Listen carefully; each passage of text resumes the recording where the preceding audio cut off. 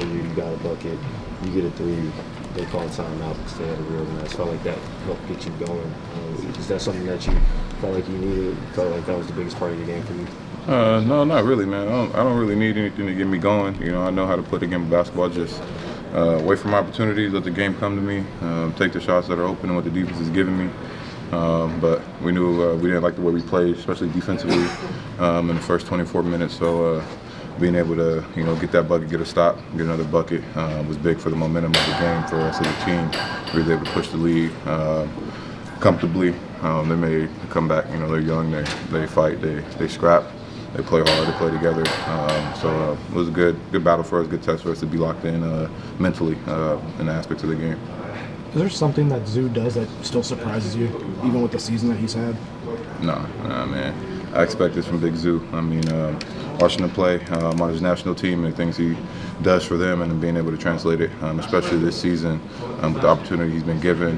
He's come up big for us, multiple nights. I mean, this is another 2020 game for him. But I mean, it's what we needed from him, what we need from him every single night, and he's been providing that. So hats off for him for his focus and his durability throughout the course of the season. He's a big part of what we do.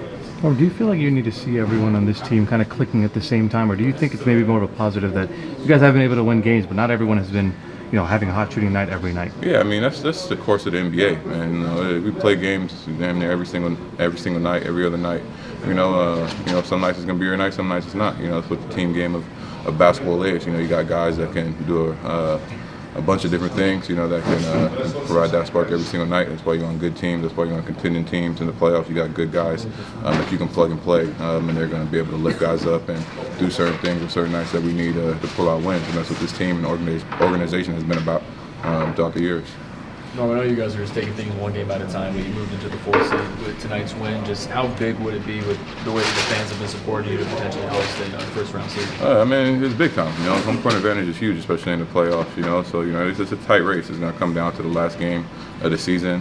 For us, we're focusing, like you said, one game at a time. We're not looking ahead and relaxing. We got to be able to pick up all these wins to finish off the season, and we're focusing on making sure we're playing the brand of basketball that we want going into the playoffs. We definitely want to be in that play-in. So the fact that we're in fourth is good, but we got to handle the Rockets tomorrow and then move on from there. But we're focused on getting the wins and making sure everybody's playing the style of basketball we want on both sides of the floor. How would you describe how you work with Bogey when y'all are on the floor together? Has there ever been a player like him that you can feel like you play like, or that plays like him before? When you're able to play with a guy who's also versatile and sees the game and is also experienced, and me and Bogey go back a long time, and it's one of my guys early on in the league. We built a friendship, talking whenever we played against each other, showing love to each other. So I love that he's on the team, and it's just a lot of talking.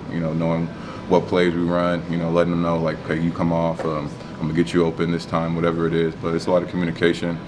He's a great guy on and off the floor, but he's very skilled, so it's easy to talk to and see what we can do and how we can attack the game when we're both on the floor.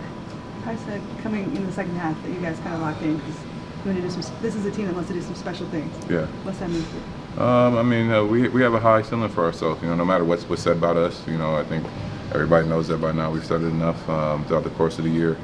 We have unwavering belief in what we can do and what we can achieve. And with everybody healthy and everybody, like I said, playing the brand of basketball that we want, I think we can make a deep playoff run and get to the finals and win a championship. I think this is a championship-built team with the experience and the veteran guys on this team and guys who are selfless and able to fly around and sacrifice themselves to make sure that we are playing winning basketball. Aside from the personnel and the experience that you guys have, what have you seen from this team that leads you to believe that you guys can go far? I mean, we're tough, especially 1 through 15. Whoever you put on that floor is going to compete. Is going to fight. Guys can be out, guys can be resting, guys can be hurt. But the guys that step on that floor is going to give you a full 48-minute battle, and that's what you need, especially in these playoffs when things slow down, things get physical. And being able to lock in, I think we've shown our mental fortitude and toughness, going through some tough stretches early on in the year, some losses that we think we should have won. But being able to bounce back with that is huge for the playoffs because every game is different. But having guys that have that mental fortitude and toughness to lock in each and every game, each and every night. It's huge, and that's what you need in the playoffs. Thanks, Norm. Let's get ready for Hoop Jab.